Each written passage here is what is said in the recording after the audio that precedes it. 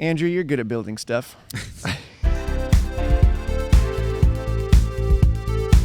Not everything, but okay, go ahead. Let's say you've got a small church and you need to build a worship team. Oh, man. What do you do? This is a scenario we run into a lot. Most churches, when they start, hire a pastor and a worship leader because they know like that's what they're going to need. Yeah. But then they struggle because the worship leader plays one instrument and sings. Mm-hmm. And collectively, as a congregation, they want more. They want, I don't know, they want a band. They want to feel a sound. You know, that's important. Figure out what your vibe is because maybe just an acoustic guitar and vocalist will work. But let's say you want to grow it. I think the easiest way to grow a worship team is to look to the young people. Yeah. Now, that's not to just immediately dismiss the old people. Sure. I don't want to create one of those wars in the church again. Yeah. But chances are, if you started a church and some person who's an adult in your church plays an instrument, they've probably already like volunteered to be a part of your team. Like they've probably already been drawn to it or they don't want to play. Sure. So usually like that kind of sorts itself out and you might have a couple people in the congregation who want to play, you know, once in a while or whatever.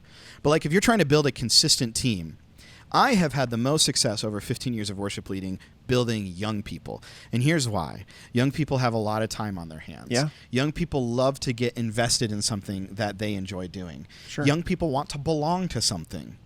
And young people are very easy to teach because their brains are in that stage of life where all they want to do is learn. Sure. This is also a great way to build your tech team. Yes. Now, absolutely. what you can't do with your tech team or with your band is just put the tools in their hand and say, go Just at it. Have at it. Like that's fun and they should learn to experiment, but not on Sunday morning, No, right? Like, no.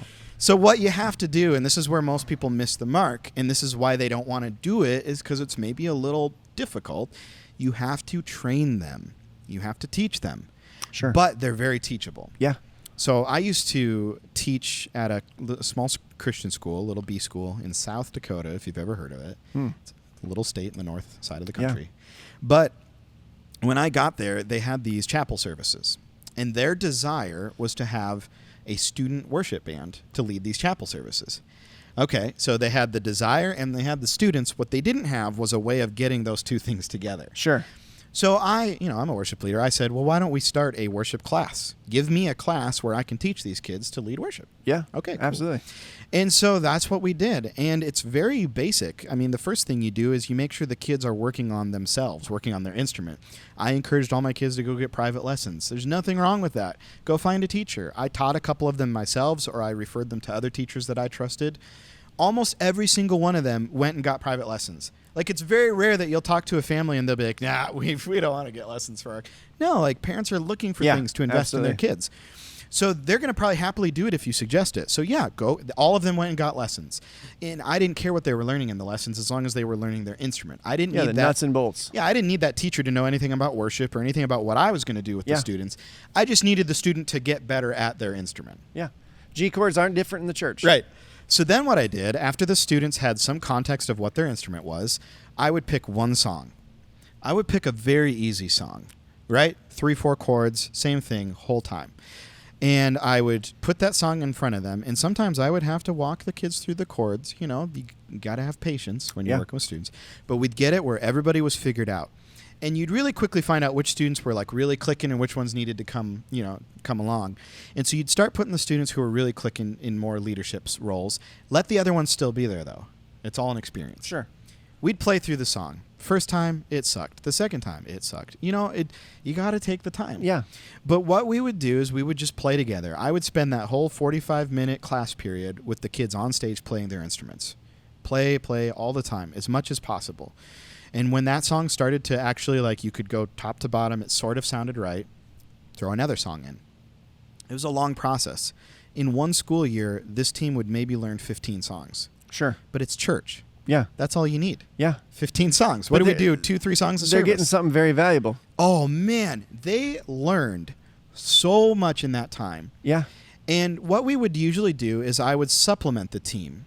Okay? So maybe the team couldn't play all the songs all the time. But like I said, you found those students who could. So we would create kind of an A team, and me and the A team would lead the services for the chapel at first, because this was the team who could learn 3 songs in 1 week. Sure. So we would lead the chapel services, but every single class, the B and C teams were playing with us. We're all playing through the songs together all the time. And then maybe the next week, the B team had finally learned their song, and so they could lead 1 chapel service. And we would just rotate. By the end of the year, we would do a big night of worship. And what I loved to do was spoil the kids and really treat them to something special. And so I worked for an audio company at the time. We'd bring our biggest stage in with our biggest PA and our biggest lighting system. And I'd get the kids up on stage, and maybe the A team knew 10 songs, the B team knew 5 songs, and the C team knew 2 songs. Well, for that worship night, every team was going to get to play their songs. And then what I'd do for fun is I'd bring a couple ringers in. So like I would lead, and I'd maybe bring a guy in who can nail electric guitar parts all night long. And we would supplement the team, and we'd play on this giant stage and have this worship night. And what did that do, man? All those kids, I still talk to a lot of them. They're all still playing their instruments because they had such an amazing experience. Yeah, absolutely. That was so transformative. And it's just because somebody took the time and met them where they were at and let them learn at their level. But that's a great way to build a worship team, and then you just keep compounding on. Yeah, and you're gaining experience at the same time. You can relate that to sound too. Just get it in their hands. Oh yeah, because my whole tech team for that chapel service was all students too. Yeah, you teach them how to run sound, teach them how to run Pro Presenter, whatever you need. Absolutely.